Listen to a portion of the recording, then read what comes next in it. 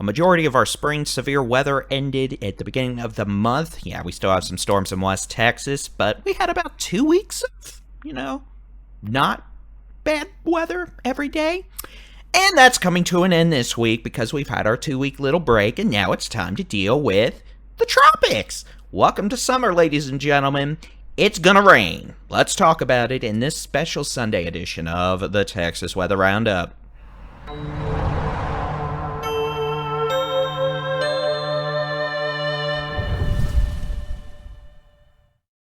Good morning. It is Sunday, the 16th of June, 2024. I'm Texas Storm Chasers Baldy-in-Chief David Reimer. Yeah, we're going to have some issues, it looks like, over the next few days in the hydrometeorological department, as in excessive rainfall. We'll get into that. We'll talk about it for sure. We'll get you up to date on what the rivers, lakes are looking like ahead of what could be a pretty impactful precipitation event across parts of the state. But before we get into that, let's take a look at what we're going to be dealing with today, tonight, into Monday. Now, we do have a couple of storms underway this morning across portions of West Texas into the Permian Basin, even the Concho Valley. Some of this activity may continue through the morning hours, and we could see another round of thunderstorms develop late this afternoon to this evening. Panhandle, West Texas. Some of the storms this morning have produced hail and strong winds. Now, as we continue into this afternoon, we're going to see a few pop-up showers, storms, southeast Texas, Golden Triangle, East Texas, normal summertime pop-ups. They go up, shoot out a bunch of lightning, heavy rain, maybe a bit of small hail, rain themselves out with gusty winds within an hour. Tonight, outside of maybe some storms in the Panhandle, West Texas, maybe this model isn't particularly aggressive with that tonight. It should be mostly quiet. Tomorrow, oh yeah, by the way, we are going to see some storms this afternoon. Big Bend, Davis Mounds, higher terrain, south of Trans-Pecos. Tomorrow, we're going to see an uptick in Gulf moisture arrive in southeast Texas, East Texas, the Golden Triangle, with scattered to maybe numerous showers and thunderstorms. You can see those do try to diminish a bit by tomorrow evening, but plenty of rain offshore, off Louisiana, off the Texas coast, in the Gulf of Mexico. We'll talk about that in just a minute. Fire weather outlook the next few days. We could be busy today, tomorrow, Tuesday. Far west Texas and the borderland around El Paso, Guadalupe Mounds, the Trans-Pecos, Davis Mounds, the Big Bend, Permian Basin, the Edwards Plateau, even parts of West Texas and the Panhandle. High to very high to extreme wildfire danger forecast from the Texas A&M Forest Service, so we'll have to keep an eye on that. But we're going to have issues in the opposite department, beginning probably Tuesday, maybe some tomorrow, but definitely Tuesday night. But before we get into that, let's take a good look at what we have right now. This is the current reservoir storage summary from, water data for Texas, from multiple sources compiled into a graphical source, simplified into regions because, it's easier to view this way. Notice pretty much Texoma, North Texas, into Central Texas, eastern third of the state, reservoirs are at 90 to 100% capacity for normal pool. Now, this doesn't take into account flood stages, stuff like that. We'll actually look at that in a second. Western half of the state into South Texas, we got room for water. We need the water. And hopefully, we'll get some water in places that need it later this week. Now, this is a rivers. Notice that we actually do have rivers doing decently well up in the northwest Texas, the big country. The reason I look at this for y'all, back in late April, we talked about after parts of the eastern Brazos Valley, parts of East Texas got, 15 to 25 inches of rain, the big time flooding around Livingston, Lake Livingston. That translated downstream, excuse me, the rivers all the way to the Gulf Coast, pretty much from eastern Harris County, the Golden Triangle, we had major flooding. Well, I said back then in late April, it was going to take until late June for all that water to clear the watersheds, get those back down to normal, get the rivers back to normal. That was assuming we had no more rainfall. We had more rainfall in places like Texoma, North Texas, Central Texas, the Arklatex, East Texas. So the rivers are still full. Several are still in flood. Some are even in major flood. The lakes are full and in flood pool. And as we take a look, these are the lakes or the reservoirs, if you prefer, that are currently in flood. Now, most of these are even though we're in flood, have more room. Just because these reservoirs are in flood does not immediately mean uh-oh spaghetti-o. Now, there are a few locations here that are 20 to 50 to even 60% up into their flood stage. Once they get up through flood pool, you get into either, top of flood pool where maybe there's a little more room, or it just starts going over an emergency spillway. The reason we're looking at all this is each one of those dots means lakes are completely full and into flood stage or flood pool. So that's what we're dealing with right now. You might be asking, well, Mr. Baldy in Chief, we've never really looked at this stuff before. Why are we looking now? Well, we have a bit of a problem. You see, we got some issues in the rain department over the next several days, and we're trending towards more of a problematic situation. This is the latest 5-day rain forecast from the Weather Prediction Center. Caveats, not written in stone here. We could see these go up,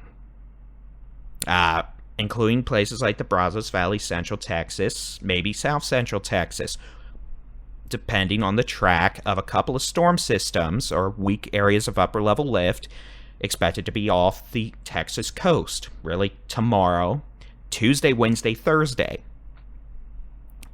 But to add to the complexity, real quick, we'll take a look at this. We're probably going to have a tropical depression or tropical storm develop in the Bay of Campeche in the southwestern Gulf of Mexico in a few days, Tuesday, Wednesday, Thursday. Now, slow development is likely. This does not look like one of these cases where we're going to have something spin up suddenly and become a high-end tropical storm or hurricane.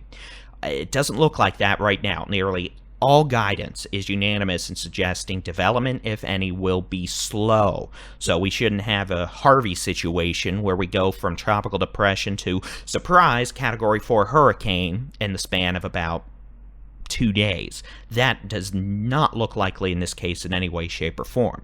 Is it completely impossible? No, because saying it's impossible is just taunting, and that's never a good thing to do. But it really does not look like that's going to be a thing here.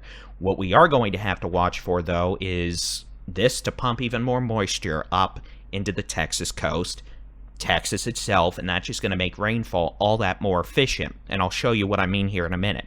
Now, another thing we're going to have to watch for is, yes, this could become a named system. If it becomes a tropical storm with maximum sustained winds over 39 miles per hour, its name will be Alberto. Tropical Storm Alberto. Even if it becomes a named system, the impacts to us are going to remain nearly the same. Named or not, we're going to be dealing with weather this week. So this just adds to a layer of complexity because the source of rain for us, honestly, isn't going to be directly related to this tropical storm or whatever it's going to be.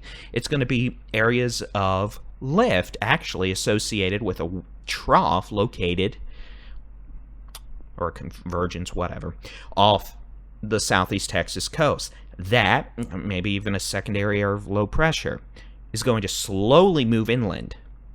Tuesday, Wednesday, Thursday, Friday, moving west. Exactly where that develops,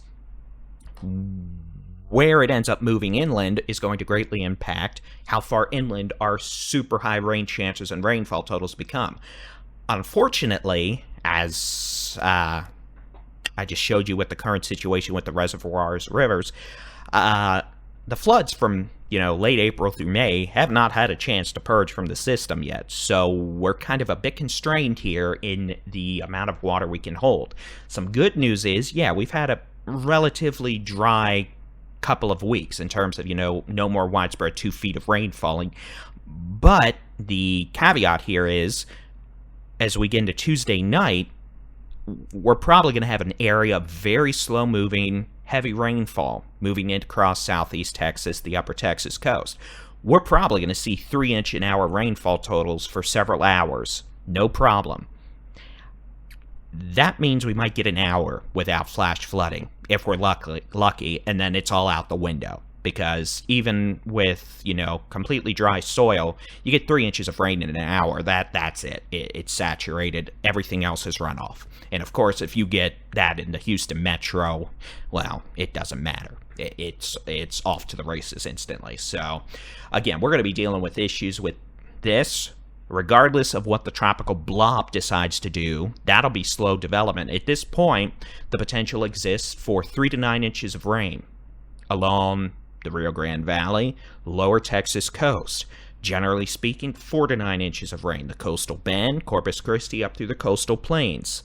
Victoria, the potential for 8 to 14 inches of rain along the immediate southeast Texas coastline, upper Texas coast, places like Galveston. The potential at this point for 3 to 8 inches of rain, maybe higher. Houston Metro. Notice we have a pretty sharp gradient right now across the coast extending inland. Yeah, it's still going to rain, but at this point, going from, 2 to 5 inch rain totals up to 15 inches over a pretty small area. Understand, some data suggests we're going to get a lot more rain further inland. Some data suggests we're not going to get much rain at all 30 miles inland. It's all going to be right on the Texas coast. We still have to see how this is going to materialize, but confidence is increasing based on the data sets we've seen over the last 12 to 24 hours that, yeah, this is going to be more inland versus not. So we're going to get a lot of rain. We're going to have flooding problems. Initial flooding threat, well, here, let's just switch, take a look at this. I'll give you a timeline. This is the global forecast system. This is one of the more aggressive inland models. You can see it brings blob of doom into southeast Texas, the Golden Triangle, Tuesday night. Notice it does not move much. And again, under that, 2 to 4 inches of rain per hour. And notice it does not stop for several hours. Moving into parts of central Texas, the hill country, the Brazos Valley, Wednesday afternoon through Thursday morning. And if this is right, we're actually going to get some good moisture all the way back into West Texas, the Edwards Plateau, the Permian Basin, Thursday into Friday morning. Again, this could be a pretty good beneficial rain for y'all. Excluding the flooding issues, yeah, some folks are going to get a lot of rain. Medina Lake Medina, southwest San Antonio is at like 2%. This would be absolutely spectacular for that. But we're going to have to deal with the flooding issues too, if this is right. So that being said, what you're looking at here, those lines you see, those are isobars, areas of pressure. The arrows you see, that's the wind direction. So the arrows coming from right to left, those are southeast winds. This is just me showing you we're going to have an onshore flow with this all week, which is going to keep pumping exorbitant amounts of moisture inland across at least the southeastern half of the state. Now, we're going to have to deal with coastal impacts from this, regardless of, again, whether this thing becomes a named system or not. We could have gusty winds up to 40 miles an hour across the entire Texas coastline at times over the next 5 days. This strong onshore flow means we're going to have a lot of water starting to pile up. We could be dealing with at least minor coastal flooding, if not some more serious coastal flooding at times. That means, yeah, the surf is going to be bad. Boating, oh, no. Don't bet on it. You're going to have waves just off the coast of at least 15 feet. And, yeah, rip currents, forget about it. They're going to be high to extreme. Beach weather, this is not going to be beach weather. Don't bother in terms of that element. We're going to have several days of not great beach weather out of this. But again, we're going to have to see how this translates once we get into Tuesday, especially Tuesday night, Wednesday, Thursday. As, yeah, this is going to be a very slow-moving system moving from east to west. If the system, the tropical blob, does organize further to the south, that may help draw in some of the energy and reduce rain chances for Texas. But if not, like this model suggests, most of the lift associated with all this will be southeast Texas, Tuesday night to Wednesday morning, moving west, I-35 Wednesday afternoon. You can see it has a big old blob of rain. It may not necessarily be just a big old blob. We might, have scattered to numerous showers, maybe some thunderstorms, but again, the most intense of these are going to be producing rainfall rates of 2 to 4 inches an hour. And this is a situation where these may be sitting on similar to the same spots for several hours. So again, this is how we can really pile up rain totals real quick in a short period of time. And even if you've been dry for a long time, the soil's only going to take so much before it's saturated and we start seeing flash flooding. So again, back over to the forecast rain totals, and these will change. Don't take them, don't take them down the storm book them as a lotto ticket or something, but yeah, we could seriously have some problems with this, especially given the fact the eastern third of the state, pretty much, I mean, along and east of I-35 and along north of I-10, the lakes are full. The rivers are full. So that's something we're also going to have to keep in mind.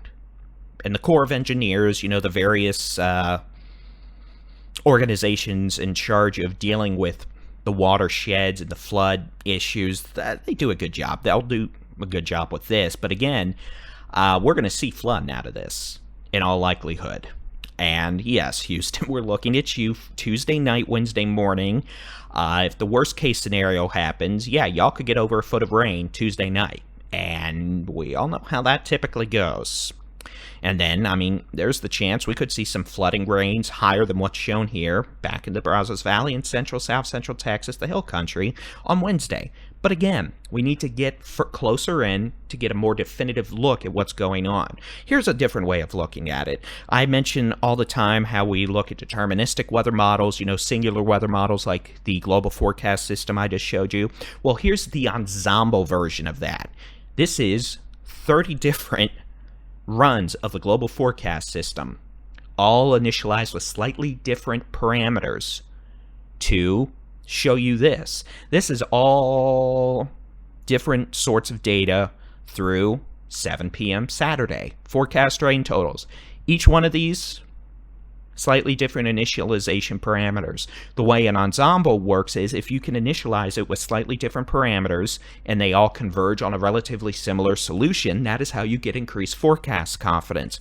But if they're divergent or different considerably, that decreases forecast confidence. As you can see on here, take your pick, literally.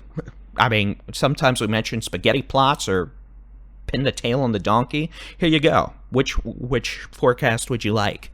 You could see some of these give, let's just use San Antonio as an example. Some of these give San Antonio, half an inch of rain. Some of these give San Antonio 15 inches of rain. Some of these give Dallas a foot of rain.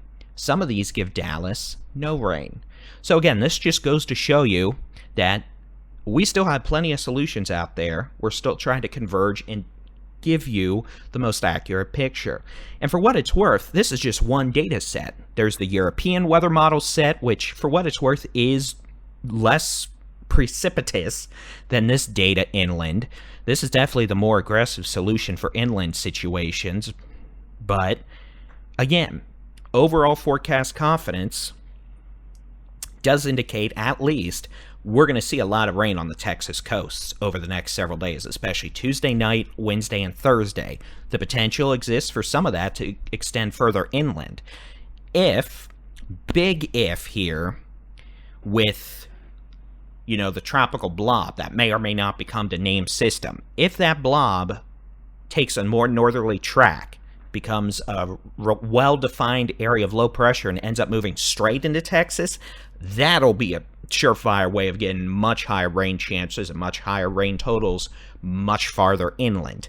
As it looks now, a majority of the guidance takes it into Mexico, but we're going to have to watch. Some guidance suggests it's going to move way further north and into Texas. And again, whether it becomes named or not, our impacts aren't going to change that much. It's really more the track of this thing that's going to matter. So, coastal impacts, rough surf, high risk of rip currents, at least minor coastal flooding due to multiple days of strong onshore flow, strong onshore wind pushing the water inland. For what it's worth, also dealing with the rain, a combination of that strong onshore flow along with, excessive rain right on the coast is probably going to reduce water runoff even further. So that could cause flooding issues on the coast. We may even see some water spouts issues out of this. We might actually see a low tornado risk on the immediate coast at times later this week too. We'll have to keep an eye on that. But again, as you can see, the global forecast system, timing-wise, scattered showers and storms tomorrow. Southeast Texas, East Texas, coastal plains. Much higher rain chances Tuesday afternoon, Tuesday night. Southeast Texas, the Golden Triangle, the coastal plains, potentially spreading inland as we go into Wednesday. Thursday, even Friday. It may not be, the big blob of doom this model shows, but scattered showers at least, yeah. And they'll be very efficient rainfall producers. We're going to have a lot of moisture, almost record amounts of moisture, in fact. Way weather folks measure it. Precipitable water values. We're going to be about 4 standard deviations above what is normal. So just think 400% of normal moisture values in the atmosphere for this time of year. And they're usually high this time of year. So that just means whatever little showers or storms develop in the air, they're going to be capable of dropping buckets of water, figuratively and probably literally speaking. So, yeah, we're going to be a bit busy this week, it looks like. All right, temperatures the next few days. Well, today it's going to be hot. Highs 90s, 100s, humid. Maybe 108 around Pecos. 105 Fort Stockton, 105 El Paso, 104 Laredo, 102 in Del Rio, 98 San Antonio, 95 in Austin to DFW and Houston, 90s in West Texas, all the way to the Arklatex. Tomorrow you can definitely start seeing the effects of increased cloud cover, some scattered showers across the eastern half of the state. Temperatures 80s to low 90s. Out west, yeah, it's still hot, 108 in Pecos. Not particularly pleasant. Tuesday, you can really see the impact as we now have almost widespread cloud cover eastern half of the state. Highs mid to upper 80s. Humid as all get out. Air you can wear, but at least it's not going to be 100 degrees. Western half of the state, it's still hot. 90s, 100s. Wednesday is the day where we go rain, clouds, highs low to mid 80s across a good chunk of the state. Still, Panhandle, West Texas, upper 80s. Still looking like 90s to triple digits. Pecos, the Permian Basin, the Trans-Pecos, Edwards Plateau, Big Bend, out to the borderland far west Texas. And then on Thursday, rain chances spread west, as does the cloud cover. Highs, honestly, about 80 degrees to 90 degrees across most of the state. Maybe an exception being far west Texas around El Paso. May still be in the upper 90s, but if clouds are even more dense out west, that'll come down too. So again, forecast rain totals the next few days. These will change, but they're trending up. And yeah, flooding is going to be an issue. The potential for significant flooding by Tuesday night into Wednesday morning in southeast Texas and the Golden Triangle, including the Houston metropolitan area to Beaumont to Galveston Island. Be ready. And that threat could expand further west as we go into the day on Wednesday, Thursday, maybe even parts of Friday. It really will depend on a lot of parameters we're still analyzing, but the threat is there, the concern is rising, and you're going to want to stay tuned to the forecast. It's a good thing we talk about the Texas weather all the time, right? Whether the weather is nice or not, and certainly it's trending towards not. We'll be here to keep an eye on it here at the Texas Storm Chasers, and you can do the same with the free Texas Storm Chasers mobile app. Just search for Texas Storm Chasers where you download apps for your device. You can get your local weather forecast, find out when the rain chances will be highest in your neck of the woods. Interactive weather radars, those are going to be useful the next few days. Live severe weather coverage if needed, storm chasing video, and of course these daily Texas weather roundups and forecasts. So yeah, we'll be here. We'll be keeping an eye on things. It's pretty much what we encourage you to do at this point. Keep an eye on the forecast. It'll be changing somewhat. Well, probably more than somewhat, but yeah, we could be having issues in the flooding department. But the good news is, hopefully, for those of you across the western half of the state and South Texas, hopefully the rain chances actually continue increasing because y'all need the rain. The lakes are low out there. We need to fill them up. But unfortunately, the lakes along and east of 35, eastern third of the state, are easily at the highest level since 2015. And those of you who remember 2015, it was a bad flooding year. And yeah, if worse comes to worse, this could be a pretty nasty flood event. There's no getting around that. This could be a significant one. But we'll keep an eye on it, and we'll keep you updated. Thank you for tuning in this morning. We'll have another roundup out by Monday morning. If data changes significantly or, something else happens, we'll be back this evening. I bet on us being back this evening, honestly, with another update. And as always, you can keep an eye on the sky with us in the app, on our website, and by following us on social media. Y'all have a happy Father's Day. Thanks for tuning in. We'll chat with you later. God bless.